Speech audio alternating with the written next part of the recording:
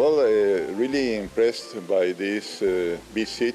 It's not just a cultural visit, it's more than a cultural visit.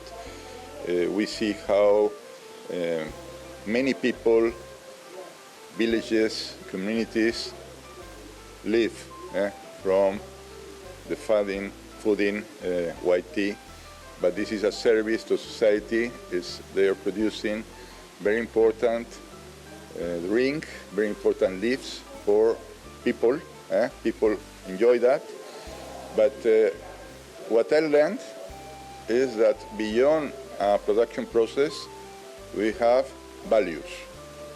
And we are cultivating not just leaves, but also values, which is the practice, the value of practice, the value of patience, and the value of care.